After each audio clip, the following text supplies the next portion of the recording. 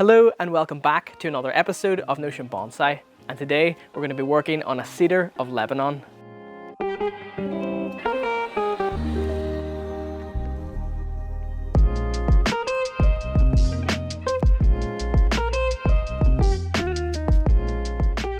So this is the great big cedar of Lebanon that we're going to be working on here today.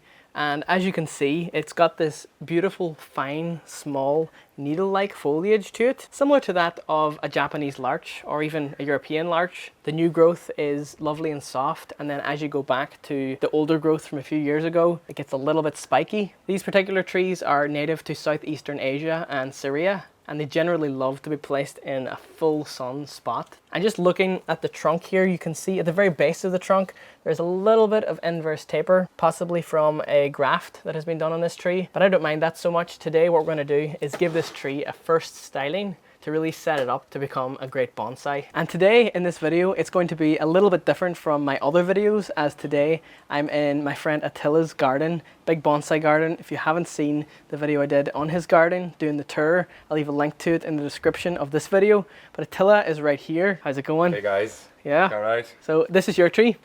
Well, this is your tree now. Oh, okay. I was the only one who was picking up this for you. Yeah. So hope you will have fun with it. Oh, I will. I'm going to keep the tree here at your house, so anytime I'm back, I'll work on it. Deal. And okay. Yeah, and you can. I can make that work. Yeah. So if I wire it today, you can take the wire off for me, right? You don't leave it on. That's fine. Okay, great. We'll do that. We were talking about this tree, different ideas, different ways of approaching it, and we're just studying the tree to really see if we can come up with the best solution and best design choice. I don't think there is any bad approach about it, but let's see how it works. Yeah. Let's see how it goes. Cool. So what were you thinking of doing with the top of this tree? You were saying about maybe possibly creating like a deadwood feature on the top? Because we talked about the bottom, as you mentioned already, that we have obviously dealing with a grafted tree. We just do like an overall look at the tree. What I was thinking of, because I love deadwood. Yes. Right. So what if we do something about it even kind of like more ancient? Because I think that like most of the trees, when we trying to make them really ancient and really old looking, you still have these beautiful and dome shape, and there's nothing, touch the top. So what if we do approach today with that basically the top kind of like died out, not did break down or anything, broke it down. So my approach was like, let's just strip off the bark from the whole top section. Okay. And then let's wire it out as well. And while the wire stays on the tree, it can properly dry out. And then we will see with the shape, but I think just let's get to it and we will see how it goes. Obviously the tree will dictate how it goes in the end, of exactly. Because you don't want to force a tree to do something the tree doesn't want to do. If a tree, like imagine trying to make this tree even like a cascade. Oh yeah, actually just before we go, do you want to show your cascade one? Oh yeah, sorry. Okay. This tree is exactly the cedar Lebanon. Yeah. Will be what Adam or myself will be working on today. This tree was a nursery material, and we worked on it with my missus last November. Yeah. We just got it. There wasn't any repotting on it. I just drilled the holes into it after it was styled. Oh right, okay. So and on the pot itself, you can see the holes. To get more airflow through, so the roots, because it has way much more foliage on it. Yeah. So I just wanted to make sure that it's not going to have any root rot, because the evaporation is not going to be that high density, because we took off almost like 80% of the tree back then, and it looks nice. It's flushed out, as Adam said, that this new foliage looks really like lime green, absolutely beautiful tree. And then the holes are just sort of acting like a pond basket. Exactly. Yeah. Exactly. Okay. There's way more aeration. You get lots more rapid root growth. Exactly. So it's doing really well. You just take it back from the full sun, as Adam mentioned it before. But the tree itself, it was kind of the same looking, so we didn't force much to get it to. Yeah, they look like that. It was already a cascade nearly for you. Yes. And I like the little crown you've got on the top here. This little wired part. So the tools that we'll be using today in this video are some gin pliers, twig cutters, branch cutters, a box cutter, some concave branch cutters, and some wire cutters. Now by no means do you need any of these specialized bonsai tools. You could probably get by with a pair of normal pliers instead of gin pliers, a pair of garden scissors instead of, bonsai scissors. Just whatever tool works for you. So before Attila and I get to work on this tree, taking off the foliage and stripping the bark, I would first like to demonstrate how to do so. I'm going to do it on this branch here. So the first thing you want to do is take off any of the soft foliage growth and leave any wood that has been lignified, meaning it's not fleshy anymore, it's got like a woody structure to it. I'm just coming in with the twig cutters, cutting off all the foliage. And you can really take your time with this. Enjoy the process of bonsai as you do it. Don't have to be in a hurry. Instead of going along and just removing all of these branches right in at the joint here, what we're going to do is see if we can make it a little bit more interesting and keep all of these extra little extremities. So for that reason, we're just cutting the foliage off of them like this. But if you wish to, of course you can just cut it right back in there and just deadwood the main branch. But we're really going to see how much we have to work with, and if it doesn't work we can then just come back and cut these off. There's no harm in trying.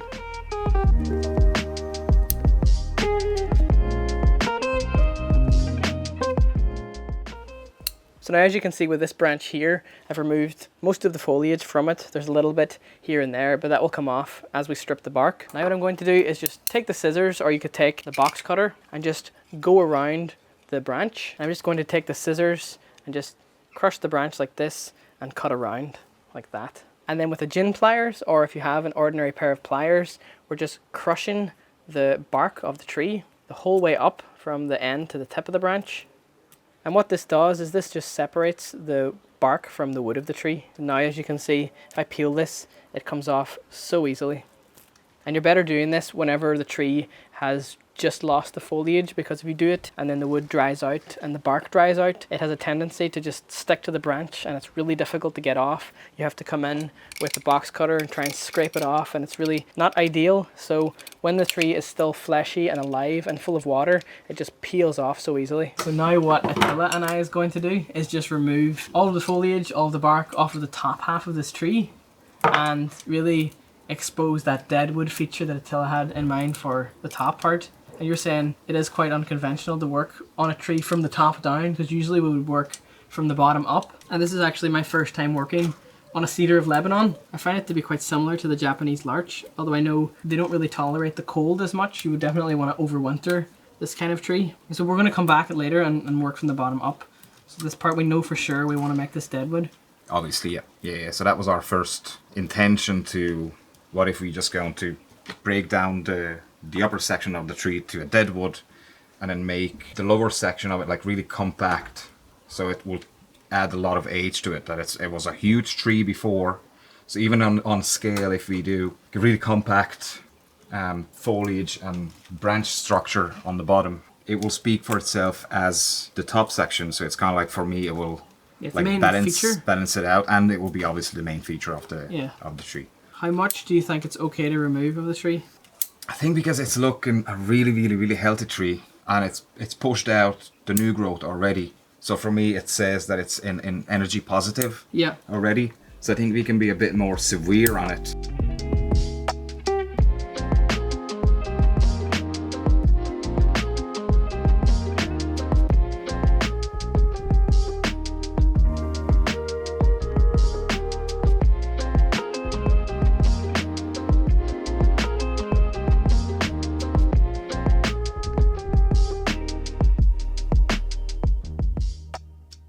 So as you can see, with the majority of the top of this tree now, Attila and I have removed all the bark, all the foliage. Eventually we just found out that as you peel it off, the bark and the foliage all kind of comes off in one. So it kind of saves you having to prune the foliage first and then strip off the bark. Now we're going to remove the bark on the trunk here down to as far as this branch over here. And the reason why we're taking it down this far is because we would like this branch over here to be the new leader of the tree, while all of this up here is going to be deadwood. In terms of how we're going to go from deadwood to the actual live tissue of the tree, we came to two options.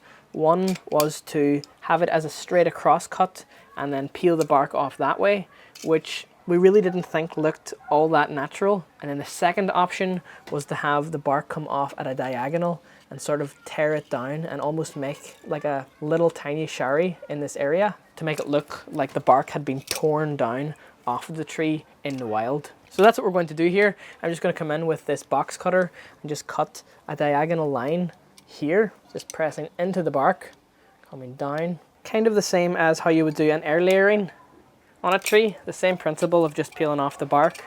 I'm just doing the same on the back part of this tree, the whole way around. Then I'm just going to do a score up the trunk to make it easier to take off.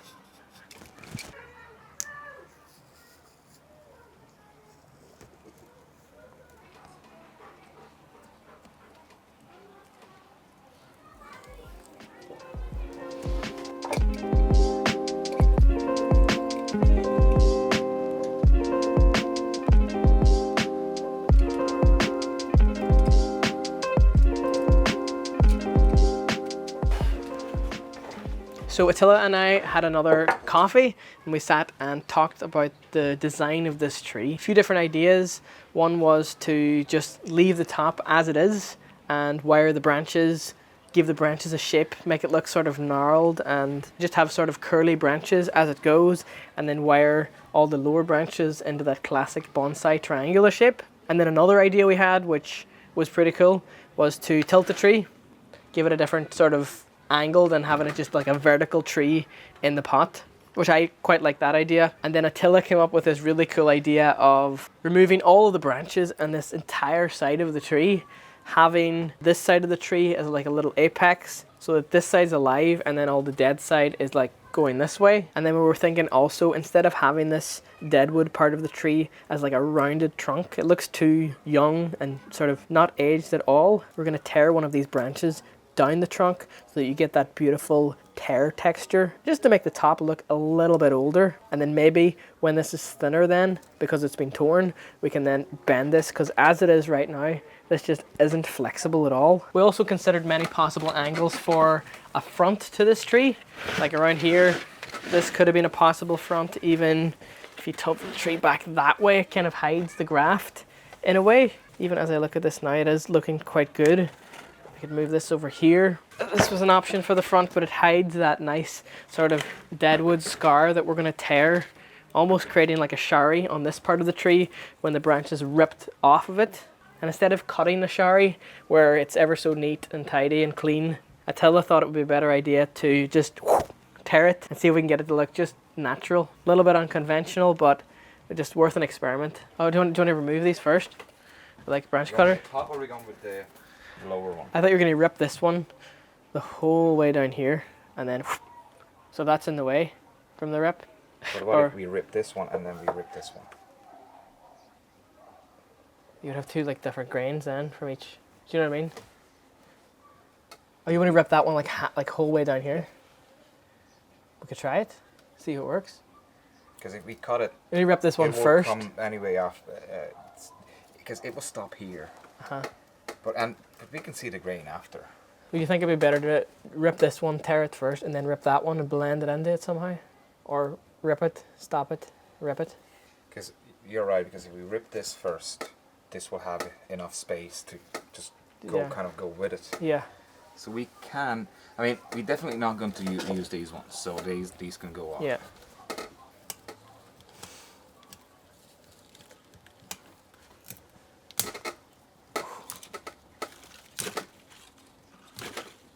Cool. How does that look? Ah, very nice. Very natural looking. See, that's exactly what I was thinking. Ah, you can see like it's almost like a knot in the wood. Here goes. Got that nice knot again. Okay, it stops there. That's fine, that's fine. Even take off bark with the... So this is what we have ended up with. I tried tearing it down the trunk and it didn't quite work how I would have liked it to. I would have liked it to just sort of tear the whole way down so we get that lovely wood tear texture down here, but it ended up just breaking off here, so we're going to have to approach this a little differently. We could take these trunk splitters and just split the trunk and find a way of peeling and tearing it that way, but I think instead I would rather use the branch cutters because they're a little bit curved, so they can just pull it in that way. Yeah. I just come in with the gin pliers. Let's see if we can get a hold of the wood somehow, because there's got this like outer fleshy wood of the tree, and then behind that is like the harder wood of the tree. If you have bonsai carving tools, by all means use them, but we don't have any, so this is what we're going to do to get by. Now I'm going to come in with the trunk splitters and just fix this cut, because the branch cutters did work, but they didn't leave us anything to peel down with the gin pliers.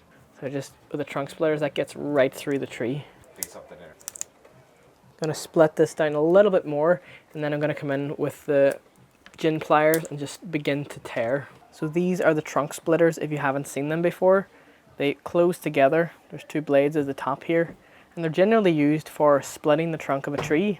And the reason why we'd want to split the trunk of a tree is if you ever decide to bend a really thick trunk. Splitting the tree kind of helps the tree bend easier. Just a little tip for tearing deadwood. It is just that. I think I always want to be tearing something. If I tear this branch up here, that looks so much more natural than, say, coming in with branch cutters and cutting that part off. It ends up with like a straight flush line that, if it's done to a big part of the tree, it doesn't look as natural. So my whole methodology when doing deadwood like this is to just tear and tear and tear. Never really cut any of the wood, because you'll always see that stop line, if that makes sense. But of course, if you guys have any suggestions for me in the comments and tips for tearing deadwood and carving deadwood, it'd be greatly appreciated. I'm always open to new and different ideas in bonsai. As you can see here now, I've got a good grip on this part of the wood, trying to get the pliers behind where it was split with the trunk splitters. And the wood on the cedar of Lebanon is super tough. Even as I just try and work this here, it's really difficult to break. The juniper wood will be a lot softer than this.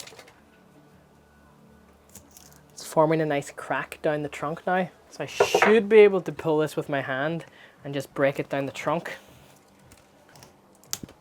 All right.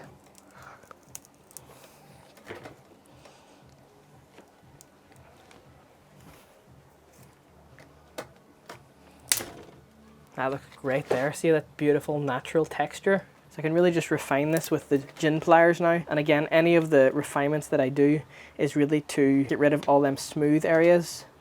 Always ripping and tearing. So even you give it like a bit of angle to that tear, Yeah. and you might take a bit of out from here. Because from here, you can't really see that nice texture we created. Because it's just so. That's the like, front. Take a tiny bit up here, and it will be even more bendable. I'm not Yeah. really worried about that it will snap. Yeah, that's a good idea. Just to-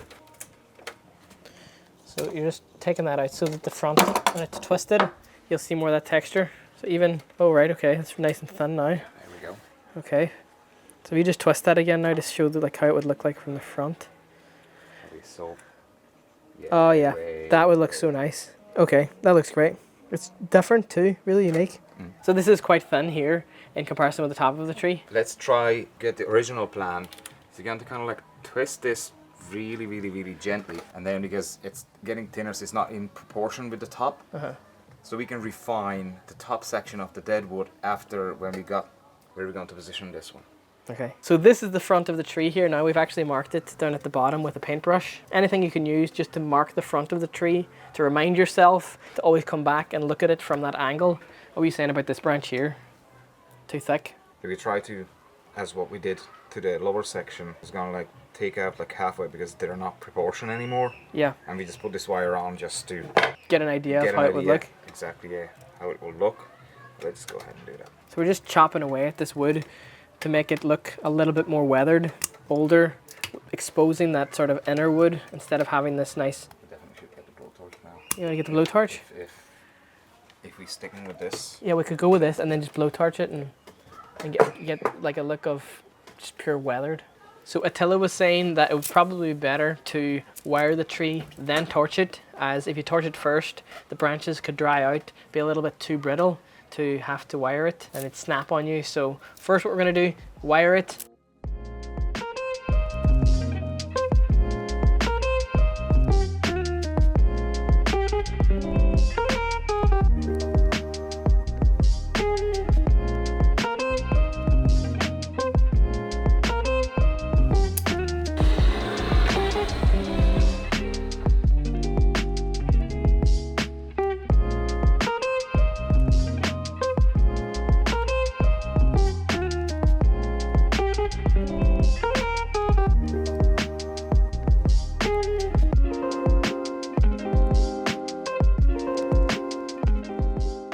So after putting the wire on, just to keep the shape in the tree, we blowtorched it and we did a little experiment where we just unwired like a little section of it. And from blowtorching this, the branch has dried out. So now we can really take the wire off, as all the branches have set in place. If you wish to, you can cut the wire off, or you can unwind it like I'm doing here. By unwinding it, you sort of save the wire, but there is a chance that the branch can snap off, so you got to be extra careful whenever you unwire. But if you're too worried about it snapping off, you can of course just go ahead and just cut the wire off. I do like to save wire if possible, but with something so fragile like this, I just got to cut it.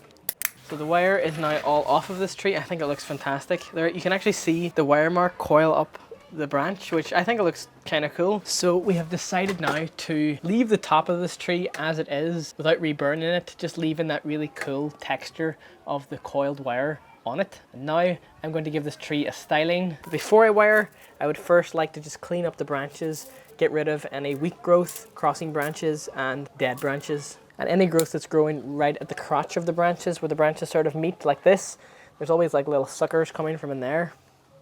And I think especially with this species, the cedar of Lebanon, it really has this slow growth habit, and you would need a lot of patience with this tree. I think it takes something like 25 to 30 years before you actually get the tree flowering, unless of course you buy a tree that's, you know, a really established specimen tree. But if you're working from garden center material like this, it is a tree that you would definitely want some patience with. So if this is the front of the tree here, I don't want this branch growing straight towards the viewer, so get rid of that. There's another one here. Because I would like this branch up here to be brought down into this space, there's quite a lot going on here. There's this congestion in here, there's so much going on. So what I'm going to do is remove this middle branch. Get rid of that. It might look quite bare when I'm finished with this tree, but it should fill out in the next few years after this. And now for this next part of the video, I'm going to time-lapse styling the tree. That way you don't have to sit and watch me wire every single branch and bend it into position.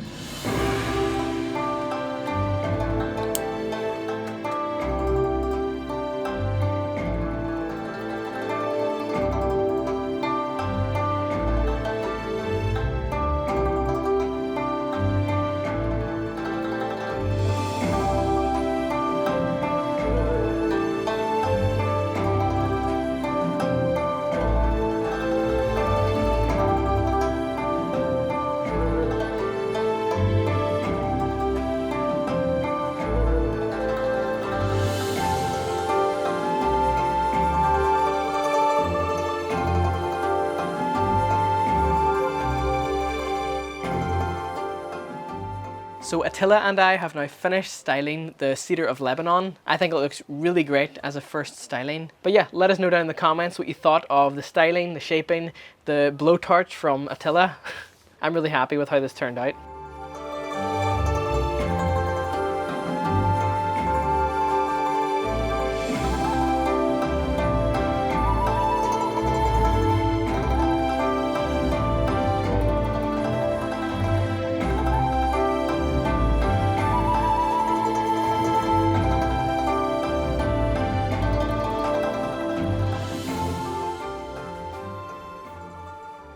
And on that, I'm going to end off this video right here. If you enjoyed, please leave a like on this video. It really helps out the channel a lot with the YouTube algorithm. And let Attila and I know what you thought of this video down in the comments below. Is there anything that you would do differently when working on a tree like this? Perhaps you would have made it into a different sort of style. Maybe you wouldn't have even made deadwood on the top of the tree. Perhaps you would have wired all the other branches down instead. I'm always open to new and different ideas in bonsai. And also a big massive thank you to Attila for getting this tree for us to work on in this video today.